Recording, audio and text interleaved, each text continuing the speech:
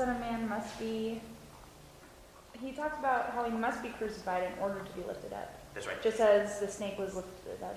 That's right. Just like the golden serpent. But then, what's the ramification for us? So that he says something very specific. He says, "When I am raised up, I will draw all men to myself." So, this is the ramification. So, for Adam and Eve, prior to the fall, in the pre-lapsarian state, it's a fancy term, pre-lapsarian state, they were in a perfect state. We don't know what that state is. We know they had a state of sanctifying grace and all these other things. But there's something greater that Christ has done. Christ has taken it a step further. Nowhere is Adam or Eve described as a son of God, an adopted son. Nowhere is it described that it's in the first man, Adam, that divine life is able to dwell within us.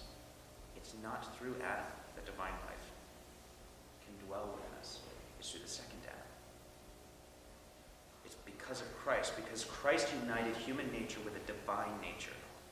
Because of that unification, because of the hypostatic union, our very nature is drawn up into the Blessed Trinity, and we become adopted children. But why would he not create us like that originally? Is there a flaw? I mean, okay, sorry. This is what we're going to get into. This is a Matt question. No, this is exactly why I have. Because this is exactly what he would ask. He'd say, well, then he's not perfect. No, Because this he is should have just exactly created why. us with divine life. That's right. This is exactly why I get 3 hours for this. Yeah. Because of the first topic we're going to have to deal with. And we'll deal 'Cause with that in a second. That's a tough thing. Mm-hmm. It is. So we'll deal with it. Okay. We'll deal with it. Okay. We won't answer it, but we'll deal with it. But is that why they committed the original sin in the first place? Yeah. Oh, okay. Because they weren't glorified. Because I'm like, if they were in this, if they had this union with God, then why would they sin in the first place in order for original sin to occur? Right, exactly. See, And here's so the that's why you difference. were talking. Okay. This is where we're able to see the difference between Adam and Eve and the blessed in heaven. Is that Adam and Eve could still sin. The blessed can't. So in some way, there's in the gift of heaven, in the gift of glorification, we are fully given what we are made for, and in a sense compelled by it. We're compelled by the goodness, by the truth, by the beauty of God, because it's without a veil, so to speak. But for Adam and Eve, there's still some kind of veil there. And we can talk about that in different ways. But let's talk about that later. Let's not really get into that yet.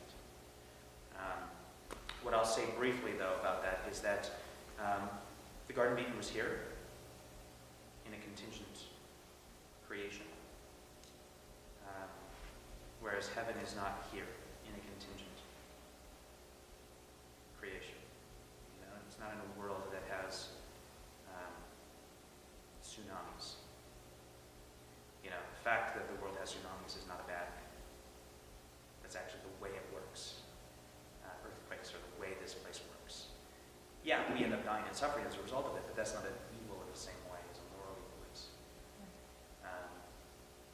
We just don't like it. So, and rightly so, right? But in heaven, this is a different place. There is no contingency anymore in heaven. So yeah. With Adam and Eve, there was no opportunity for the divine life. It's not that there wasn't an opportunity. I mean, they still possess the fullness of sanctifying grace that is possible for a creature in the created order. They were perfect. They had a perfect intellect, a perfect will. Right. The passions were ordered. Everything was in complete harmony, Right. as far as nature is intended. But wouldn't they would have still needed some sort of salvation to obtain? Because you said that God created man Adam and Eve weren't like capable of doing that and are still choosing sin, then wouldn't they still have needed some extra like deification or step? Not necessarily, because it's not that we were created for heaven so much, the place. We are created for heaven, the state of being in union with God. So that was hilarious.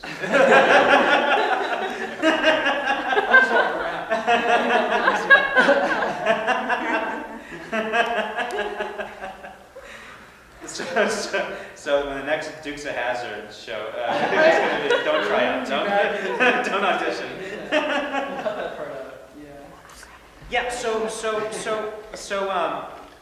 that's important though, because that brings me to my next point, is that, what are we actually made for? Are we made to kind of hang out in heaven, or are we made for God?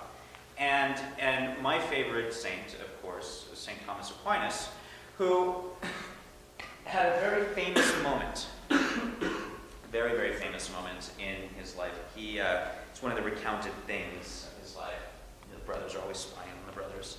And one of the brothers spied this event where St. Thomas Aquinas took his works, effectively, and placed them on the altar. And the crucifix, he knelt down to pray, and he asked the Lord in the crucifix, and said, is my work pleasing to you? Have I pleased you by what I've written? And the report of the brothers back was that Jesus spoke back to him from the cross and said, Thomas, everything that you have written to me has pleased me and is good. I will grant you anything that you desire. What is it that you desire? And his response is that. His response was, I will have none but you. I will have just you. That's all he wants. That's the saint. The saint is the person that wants nothing except for God.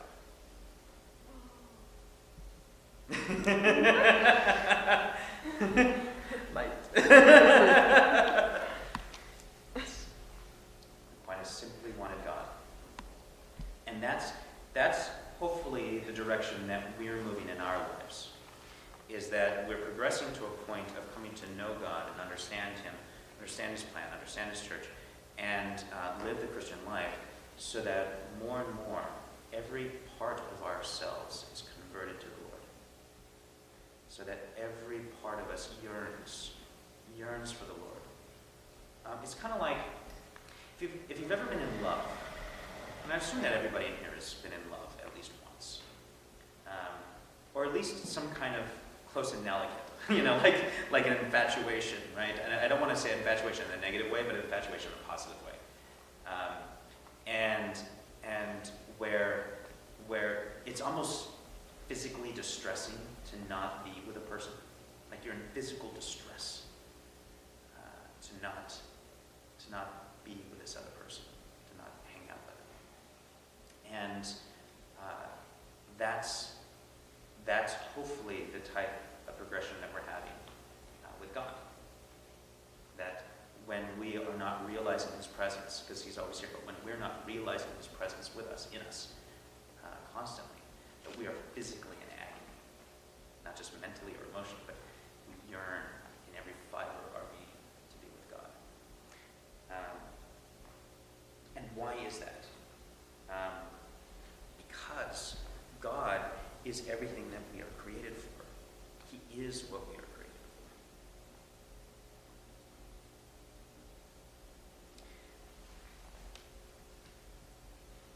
And very simply, it's because of who God is. As I mentioned a moment ago, because God is good.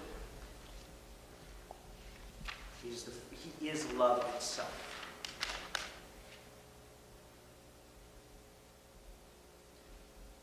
He's the creator. He made us.